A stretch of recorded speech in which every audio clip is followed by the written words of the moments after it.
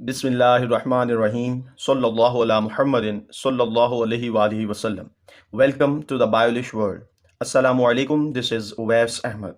Viewers, English Class 6 single national curriculum में आज हम लोग unit number 9 education is my right की सेकंड वीडियो डिस्कस करने जा रहे हैं। इस यूनिट की पहली वीडियो में pre reading, while reading questions, translation और ग्लॉसरी को डिस्कस किया गया था। आज इस यूनिट की सेकंड वीडियो जो कि इस यूनिट की एक्सरसाइज पर मुश्तमिल है वो आज हम लोग करने जा रहे हैं।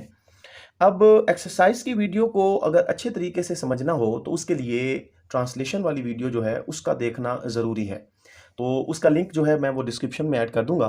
पहले आप वो मुलाहिज़ा फरमा लीजिए और फिर आप इस एक्सरसाइज की यूनिट को मुलाहिज़ा फरमाइएगा। तो बढ़ते हैं आज के लेक्चर की तरफ।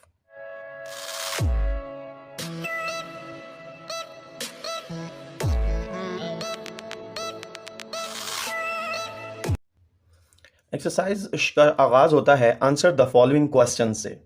मदरजा झेल सवालात के जवाबात दें। हमारे पास ये चैप्टर से रिलेटेड कुछ क्वेश्चंस हैं, इनके जवाबात मुलाहिज़ा फरमा लीजिए। पहला सवाल है, what was mister Akbar's profession? Akbar साहब का पेशा क्या था? Mister Akbar was a newly appointed teacher in this town. Mister Akbar इस बस्ती में नए उस्ताद मुकर्रर हुए थे। दूसरा सवाल, describe the school building in your own words. School की इमारत को अपने अल्फाज में बयान कीजिए। Bricks, stone slabs, rotten bits of wood, broken glass, rusting metal, and heaps of smashed tiles were scattered around the ground.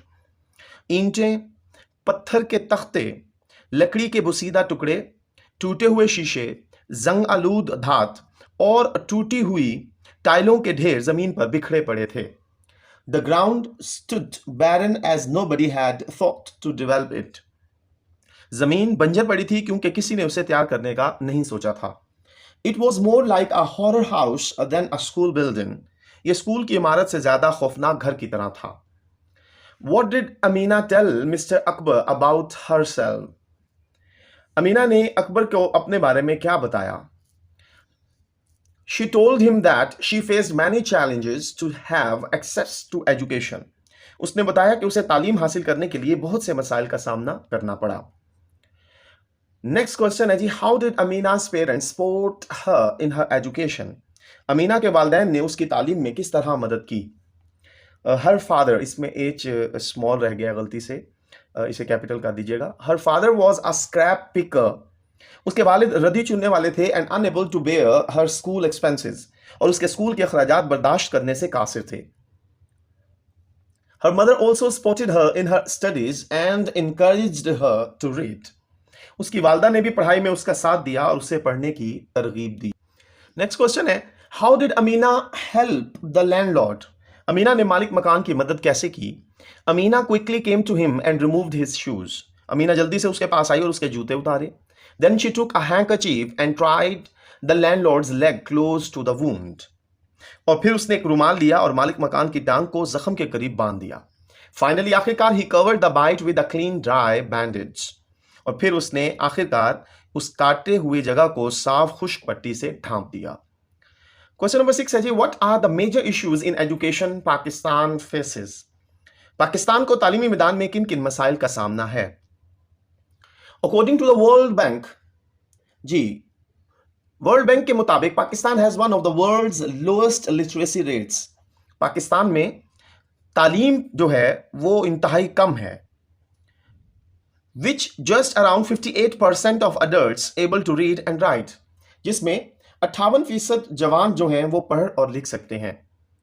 Furthermore मजीद ये due to poverty, गुर्बत की वजह से, अ लैक ऑफ फैसिलिटीज, ज़रूरियात की कमी है, एंड सोशल कंसर्न्स, समाजी इदारे की कमी है। मैनी चिल्ड्रन, बहुत सारे बच्चे हैं, particularly those from low income household, ज़्यादातर बच्चे कम आमदन वाले घरों में हैं, are unable to attend school, जिसकी वजह से वो इस काबिल नहीं कि वो स्कूल दाखिल हो सकें। नेक्स्ट क्वेश्चन है जी, does everyone in Pakistan have equal rights to education? क्या पाकिस्तान में सबको तालीम के मसावी हकूक हासिल हैं? In Pakistan all children do not get equal rights due to difference in financial classes. Pakistan में माली तबकात में फ़र्क की बुनियाद पर सब बच्चों को मसावी हकूक नहीं मिलते। There are different standards of education in government institutions and different syllabus and standards in private institutions. हुकूमती इदारों में और तालीम और मुख्तलिफ मेयार है और प्राइवेट इदारों में सिलेबस और मेयार मुख्तलिफ हैं. Different sections of the society have different standards. मुआशरे के मुख्तलिफ तबकों का मुख्तलिफ मेयार है. So लिहाजा everyone cannot get equal rights to education. सबके तालीम के मसावी हकूक हासिल नहीं है. लास्ट क्वेश्चन है जी, share a short note about the remarkable achievement of any one Pakistani woman. Pakistan के किसी एक खातून की शानदार कामयाबी के बारे में एक मुख्तसर नोट तहरीर कीजिए, शेयर कीजिए.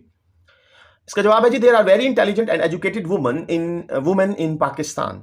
पाकिस्तान में बड़ी ज़हीन और पढ़ी लिखी खवातीन हैं who are doing outstanding work in every field of life, जो ज़िंदगी के हर शोबे में कारहाय नुमाया सर अंजाम दे रही हैं. अमंग दीज सक्सेसफुल वुमेन, इन कामयाब खवातीन में Arfa Karim Randhawa is the biggest name in the computer field. Arfa Karim computer के शोबे का सबसे बड़ा नाम है. Who has inspired millions of people including Bill Gates. उन्होंने बिल गेट्स में लाखों लोगों को मुतासिर किया to become one of the youngest students to pass the Microsoft exam. Microsoft का इम्तिहान पास करने वाली कम उम्र तालबात में से एक बन गई. She has gained a lot of fame and love all over the world due to her, यहाँ पर गलती हो गई है, due to her exceptional talent. जी, अपनी गैर मामूली सलाहियतों की वजह से उन्हें दुनिया भर में काफ़ी शोहरत और मोहब्बत हासिल हुई. Although she is not with us today, her name will live forever. अगरचे कि वो आज हम में से नहीं है, लेकिन उनका नाम हमेशा जिंदा रहेगा. नेक्स्ट है जी, लिसनिंग एंड स्पीकिंग. सुनना और बोलना. Read and practice the dialogue below. नीचे दिए गए मुकालमे को पढ़ें और उस पर अमल करें, उसकी मश्क करें. मारिया और नाजिया के दरमियान ये डायलॉग है. मारिया कहती हैं, can you help me Nazia please. Nazia, क्या आप मेरी मदद कर सकती हैं. नाजिया कहती हैं, यस शो, जी हाँ ज़रूर. What is the matter Maria. Maria, क्या बात है. मारिया कहती हैं, do you remember my friend Asma who shifted to Islamabad last year. क्या आपको मेरी दोस्त आसमा याद है जो गुज़श्ता साल इस्लामाबाद चली गई थी, शिफ्ट हो गई थी. नाजिया कहती हैं, यस जी हाँ, आई नो हर. जी हाँ, मैं उन्हें जानती हूँ. व्हाट हैपेंड टू हर, क्या हुआ उन्हें. मारिया कहती हैं, day after tomorrow is her birthday. परसों उनकी सालगिरह है. I wanted to write a letter to Asma to wish her a happy birthday. मैं आसमा को एक खत लिखना चाहती हूँ कि उनकी सालगिरह की मुबारकबाद दूँ. But as you know I have never written a letter before. जैसा कि आप जानती हैं, मैंने पहले कभी खत नहीं लिखा. I don't know how to start.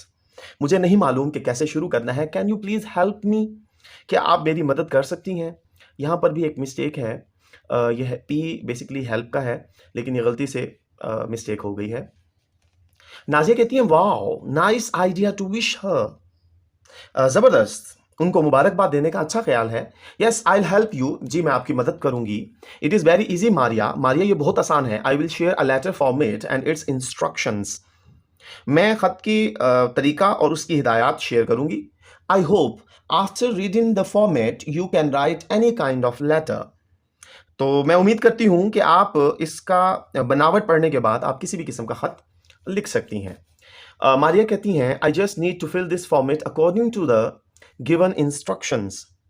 मुझे सिर्फ दी गई हिदायत के मुताबिक इस तरतीब को, इस फॉर्मेट को फिल करना है.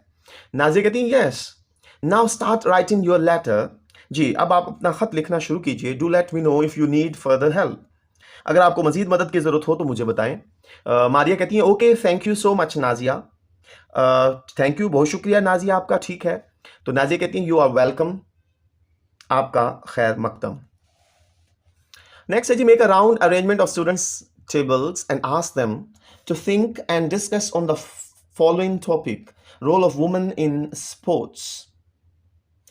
अब क्या करना है जी, तलबा को मेज़ों को गोल शक्ल में तरतीब देना है और उन्हें कहना है कि मदरजा ज़ेल उन्वान खेलों में ख़वातीन के किरदार पर सोचें और गुफ्तगू करें. Then ask them to write the letter to the principal of their school asking him or her to introduce sports for female students. और फिर उनसे कहें कि अपने स्कूल के प्रिंसिपल को ख़त लिखकर उनसे पूछें कि वो तलबाल के लिए खेलों को मुतारिफ़ कराएंगी या कराएंगे.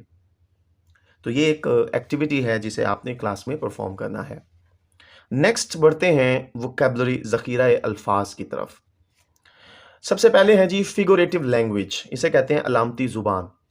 Figurative language is language that is intended to create an image, association, or other effect in the mind of the listener or reader that goes beyond the literal meaning or expected use of the words involved.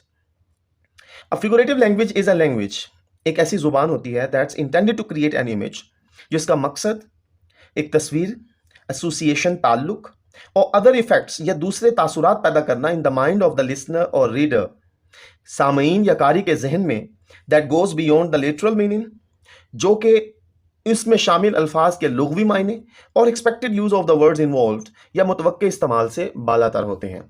Types of figurative language, अलामती ज़ुबान की इकसाम, इसमें simile है, metaphor है, personification है, हाइपरबल है और onomatopoeia है। अब हमारे पास है जी एग्जाम्पल में टाइप्स, इकसाम, simile, definition and example. Simile की अब हमने तारीफ देखनी है। Comparing two things using like or as, दो चीज़ों का मवाजना करना होता है जिसमें लाइक और एज का इस्तेमाल करके।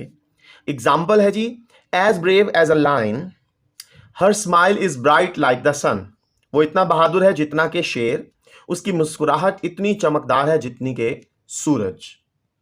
नेक्स्ट है जी metaphor, the direct comparison of two unlikely things, बिलवास्ता मवाजना होता है जी दो मद्दे मुकाबिल चीज़ों का। एग्जाम्पल है जी रेनिंग कैट्स एंड डॉग्स, ठीक है जी, तेज मूसलाधार बारिश हो रही है। He has a heart of gold, उसका सोने जैसा दिल है। अब यहाँ गोल्ड एक डिफरेंट चीज़ है, हार्ट डिफरेंट चीज़ है, लेकिन उन्हें मिला दिया गया। Personification, given human qualities to non human objects, बेजान चीज़ों को जानदार की खूबी दे देना। एग्जाम्पल देखिए the streets are calling me, अब गलियां तो नहीं बुलाती, ये तो इंसानी अमल है, लेकिन यहां पर इस्तेमाल हो गया है। The leaves danced on the wind, अब देखिए पत्ते डांस, रक्स नहीं करते, वो बेजान है। हाइपरबल है जी एन एग्जेजुरेटेड फ्रेज, बढ़ा चढ़ा कर जुमला बना देना। I could eat a whole cow, जब बहुत ज्यादा भूख लगी हो ना तब कहा जाता है कि मैं तो पूरी गाय खा लूंगा, तो ये अब पूरी गाय एक इंसान के खाने की बस की बात नहीं होती एक ही वक्त में। I am starving to death, मतलब मुझे इतनी भूख लगी है कि मैं मर जाऊंगा। फिर है जी ओनोमेटोपिया, ये साउंड्स होती हैं, words are used to imitate sounds, ऐसे अल्फाज जो आवाज़ों की नकल बनाने के लिए इस्तेमाल किए गए। फॉर एग्जाम्पल बीज बर्ज्ड थ्रू द एयर, अब देखें बर्ज, ये भिनभिनाहट जो होती है ना, तो ये वर्ड जो है ये क्या है, बर्ज्ड, अगर आप देखें तो शहद की मक्खियों की भिनभिनाहट की आवाज़ से मुशाहबत करता है। फिर है जी the door shut with a loud clang or bang, अगर दरवाजे को जोर से बंद किया जाए तो जो आवाज़ पैदा होती है वो या तो क्लैंग होती है या फिर बैंग होती है, ठीक है जी। तो ये ऐसी आवाज़ जो ऐसे वर्ड जो आवाज़ों से पैदा हो, नेचुरल साउंड से।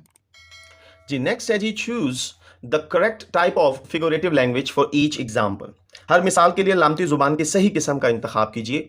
She is as cold as ice, तो हमारे पास दो ऑप्शन थी, या ये सिमिली है या पर्सोनिफिकेशन है, तो एज का इस्तेमाल हो गया, ये सिमिली है। बी क्वाइट, तो अब ये देखें ये की आवाज़ जो है ये नेचुरल साउंड है, तो हमने अभी लास्ट में पढ़ा ओनोमेटोपिया है। फिर my mother loves me a lot, she says you are my sunshine, ठीक है जी, अब ये मेटाफर है। Ahmed is as busy as a bee in the morning, as का इस्तेमाल हो गया, ये सिमिली है। I am so strong I can lift over 2 tons, अब 2 टन उठाना नामुमकिन है, तो ये एग्जैजुरेशन है, हाइपरबल हो गई। The flowers are dancing in the cool breeze, अब बेजान चीज़ का रक्स करना ये इंसानी खूबी है, तो ये क्या हो गया, पर्सोनिफिकेशन हो गई। आगे बढ़ते हैं ग्रामर की तरफ। तो इसमें है जी ग्रामर में कंपाउंड कोऑर्डिनेशन एंड कॉम्प्लेक्स सब कोऑर्डिनेशन कंजंक्शंस, मुरक्कब रब्त और ज़ीली हरूफ अतफ। टाइप्स ऑफ कंजंक्शंस, हरूफ अतफ की इकसाम क्या हैं जी, कोऑर्डिनेशन कंजंक्शंस, इसमें है जी coordinations conjunctions join two phrases, clauses or words. मुरक्कब हरूफ अतफ दो जुमले मुरक्कब नाकिस या अल्फाज में शामिल होते हैं। These are used when we emphasize both clauses equally, ये उस वक्त इस्तेमाल होते हैं जब हम दोनों फिक्रों पर यकसा तौर पर जोर देते हैं। एग्जाम्पल में है जी and, but, or, nor, for, so and etcetera. Subordination conjunctions क्या हैं? A word that is used to join an independent clause to dependent clause is called a subcoordination conjunction. एक ऐसा लफ्ज जो किसी आजाद फिक्रे को मुनहसिर फिक्रे से जोड़ने के लिए इस्तेमाल होता है उसे ज़ेली हरूफ अतफ कहा जाता है। एग्जाम्पल में after while, whether, because and etcetera, इस तरह के अल्फाज इस्तेमाल होते हैं। नेक्स्ट है जी कंपाउंड सेंटेंस, मुरक्कब जुमला।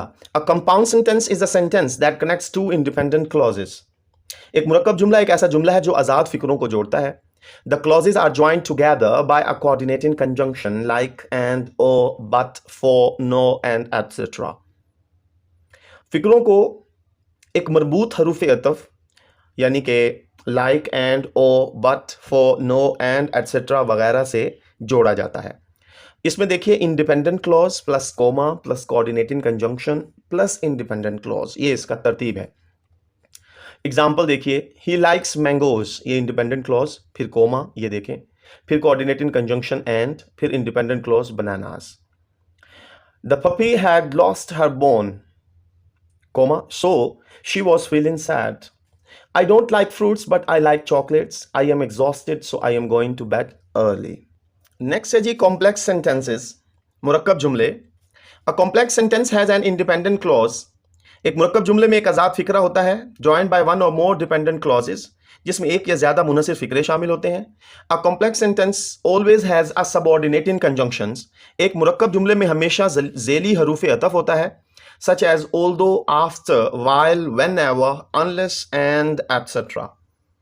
और जैसा कि although, after, while, whenever, unless, etc. वगैरह। अब इसकी तरतीब क्या होती है? Independent clause plus coordination coordinating conjunction plus dependent clause, और या subordinating conjunction plus dependent clause plus comma plus independent clause. ये दो तरीकों से बनता है। रिमेंबर, याद रखें, a dependent clause can not stand by itself. एक मुनसिर शिक खुद से खड़े नहीं हो सकती, अकेली सर्वाइव नहीं कर सकती। It depends on an independent clause, ये एक आजाद फिक्रे पर मुनसिर होती है, to help it complete a sentence, जो कि एक जुमला मुकम्मल करने में मदद फराहम करती है। But N independent clause is a sentence that can stand by itself, जबकि एक आजाद फिक्रा एक ऐसा जुमला है जो खुद ही सर्वाइव कर सकता है, अकेला खड़ा हो सकता है। इसमें आप एग्जांपल्स देखिए। She did not receive an A grade even though she studied for her exam until 2 AM. ठीक है जी, उसने इम्तिहान के लिए बहुत मुताला किया लेकिन उससे अच्छे नंबर नहीं मिले। Even though she studied for her exams until 2 AM, she did not receive an A grade. ठीक है जी। अब आप देखें कि ये दो तरह से है, even though बीच में आ गया, even though स्टार्ट में आ गया। He went to see a doctor because he was sick. जी, वो डॉक्टर के पास गया क्योंकि वो बीमार था। He went because he was sick, he went to see the doctor. चूंकि वो बीमार था, वो डॉक्टर के पास गया। तो आपने यहां पर देखा कि किस तरीके से उसने ए ग्रेड हासिल नहीं किया, हालांकि उसने अपने इम्तिहानात के लिए सुबह 2 बजे तक पढ़ा था।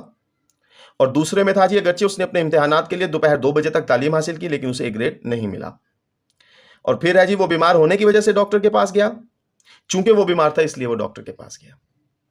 तो ये दोनों तरीकों से इस्तेमाल किए गए हैं। आगे है जी separate compound coordinating sentences and complex coordinating sentences from the following questions. मुरक्कब रब्त करने वाले जुमलों और ज़ेली मुरक्कब जुमलों को दर्जे सवालात से अलग करें। She studied hard for the test but she didn't get a good grade. तो ये क्या है जी? ये है जी compound coordinating sentences. I am feeling very sick today, so I will not go to school. So I will not go to school. ये भी compound coordinating sentence है। I might buy that book. Oh, I could check it out of the library. तो ये भी क्या है जी? Coordinating, compound coordinating sentence है। Before he entered me, he contacted me. I was going to call him. तो ये है जी subordinating compound coordinating sentence. Call me once you start working. तो ये है जी SCC. When I decide to live here, I started looking for a place to stay. तो ये भी है SCC. ठीक है जी, ये कॉम्प्लेक्स कोऑर्डिनेटिंग सबऑर्डिनेशन है। अच्छा जी, नेक्स्ट बढ़ते हैं पंक्चुएशन पर। रमूज़े औकाफ। Punctuate the following sentences by adding apostrophe. मतअतदिल जुमलों को अलामत हज़फ शामिल करके रमूज़े औकाफ लगाएं। तो ये देखें जी, ये summons teacher asks a lot of questions, S capital होगा और समन के बाद अपॉस्ट्रोफी आएगा। फिर माय पेरेंट्स तो ये एम कैपिटल होगा, पेरेंट्स एस के बाद अपोस्ट्रोफी होगा। द चिल्ड्रंस, तो इसमें टी कैपिटल होगा, चिल्ड्रन के बाद अपोस्ट्रोफी आएगा एस से पहले।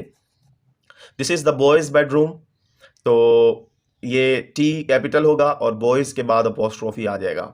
ठीक है, ये दो तरह से बन सकता है, मतलब एस से पहले भी आ सकता है, एस के बाद भी apostrophe. The cars wind screen is foggy, तो टी कैपिटल होगा और खार जो है उसकी अपोस्ट्रोफी एस से पहले इस्तेमाल करेंगे। नेक्स्ट है जी राइटिंग स्किल्स, लिखने की महारतें जी। Fill the mind map below. अब सबसे पहले हमने क्या करना है जी, ये जहन का नक्शा बनाना है अबाउट योर फेवरेट पर्सनैलिटी, अपनी पसंदीदा शख्सियत के बारे में। Then use this mind map write in a biography.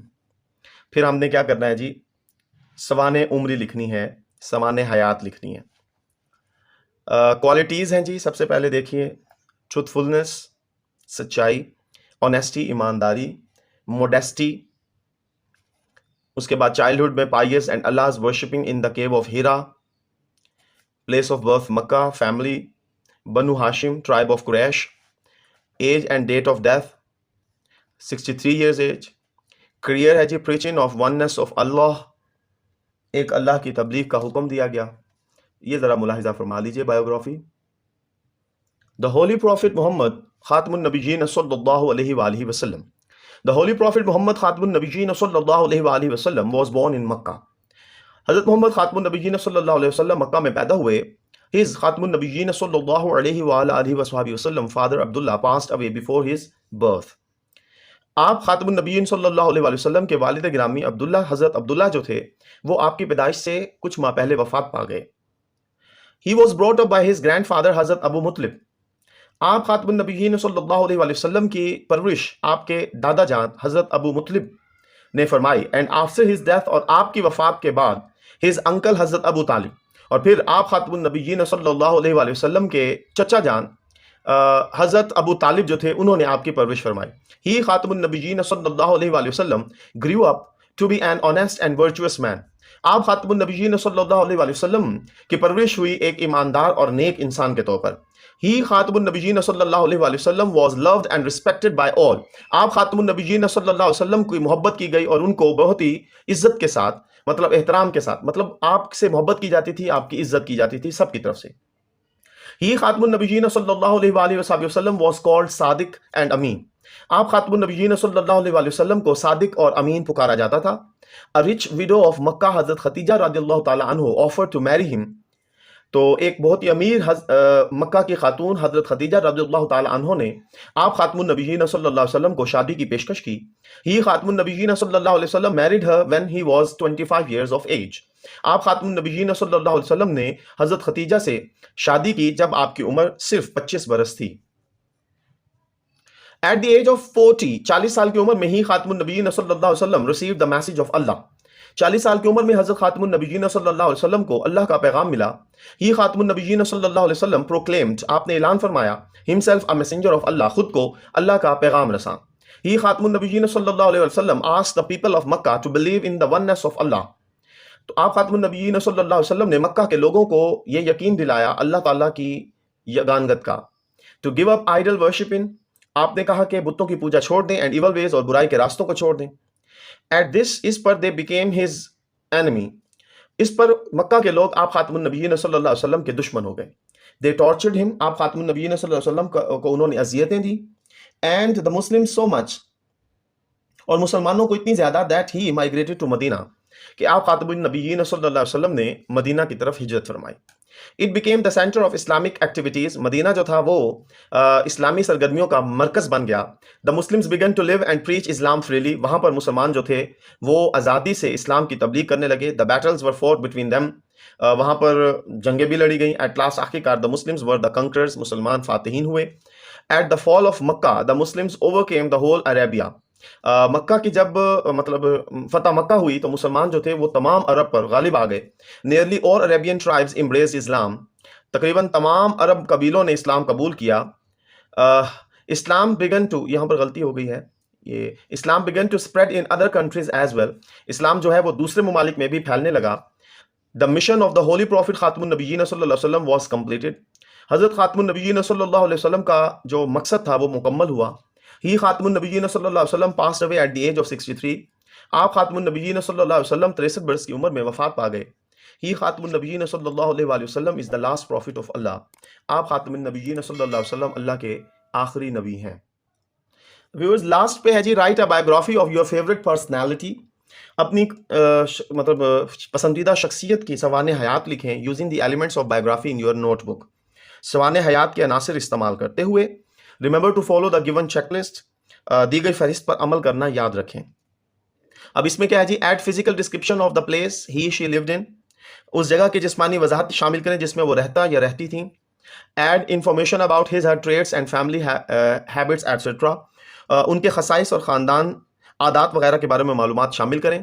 Use chronological sequential order of arranging details, तफसीलात को तरतीब देने के लिए तारीख की तरतीब का इस्तेमाल करें। Use specific words, vivid verbs, modifiers etcetera, मखसूस अल्फाज, वाज़ेह फ़ेल, तरमीम करने वाले अल्फाज वगैरह का इस्तेमाल करें। फिर उसके बाद है जी, एड एडिक्वेट स्पोर्टिंग डिटेल्स, मुनासिब मुआवन तफसीलात शामिल करें। Use appropriate pronoun antecedent agreement, मुनासिब इसमें ज़मीर के मर्जा की मुफाकत इस्तेमाल करें। यूज़ अप्रोप्रिएट ट्रांजिशनल डिवाइसेस, मुनासिब अबूरी आलात इस्तेमाल कीजिए। तो व्यूवर्स, इसके ऊपर एक बायोग्राफी है, वो ज़रा मुलाहिज़ा फरमा लीजिए जी। Quaid Azam Muhammad Ali Jinnah, Quaid Azam Muhammad Ali Jinnah, Quaid Azam Muhammad Ali Jinnah is our national leader, ये हमारे कौमी रहनुमा हैं। He is the founder of Pakistan, आप पाकिस्तान के बानी हैं। He was born in Karachi on December 25, 1876। आप कराची में 1876, 25 दिसंबर 1876 को पैदा हुए। He received his early education in Karachi, आपने अपनी इब्तदाई तालीम कराची से हासिल की। He was sent to England for higher studies, आपको आला तालीम के लिए इंग्लिस्तान भेज दिया गया। He passed bar at law from London and return home in 1896। आपने कानून की आला degree bar at law London से हासिल की और 1996 में वापस लौटे। He joined the Indian national Congress, आपने इंडियन नेशनल कांग्रेस में शमूलियत इख्तियार की। But the attitude of the Hindus discouraged him, मगर हिंदुओं का जो लहजा था उन्होंने उनकी हौसला शिकनी की। So he left the Congress and joined Muslim League, तो आपने कांग्रेस को छोड़ा और मुस्लिम लीग में शमूलियत इख्तियार की। He fought for the rights of the Muslims, आप मुसलमानों के हकूक के लिए लड़े। And was called the Quaid Azam by them, और मुसलमानों ने उन्हें कायद आज़म का लक़ब दिया। After hard and long struggle, बहुत ही तवील और सख्त कोशिश के बाद, Pakistan came into being on August 14, 1947। Pakistan 14 अगस्त 1947 को वजूद में आया। ही डाइड ऑन September 11, 1948, और आप 11 सितंबर 1948 को इस फ़ानी दुनिया से रहलत फरमा गए। तो व्यूवर्स, यहाँ पर इस चैप्टर का इख्तिताम होता है। मैं उम्मीद करता हूँ आपको एक्सरसाइज और उसके तमाम पॉइंट्स अच्छे से समझ आए होंगे। अगर वीडियो अच्छी लगी है तो प्लीज़ इसे लाइक कीजिए, दोस्तों के साथ शेयर कीजिए, और प्लीज़ चैनल को ज़रूर सब्सक्राइब कीजिए। खुश रहें, खुशियाँ बांटें, अपना ख्याल रखें, अपने बड़ों का, अपने साज़ा कराम का, अपने वालिदैन का एहतराम करें। अल्लाह हाफिज़ व नास।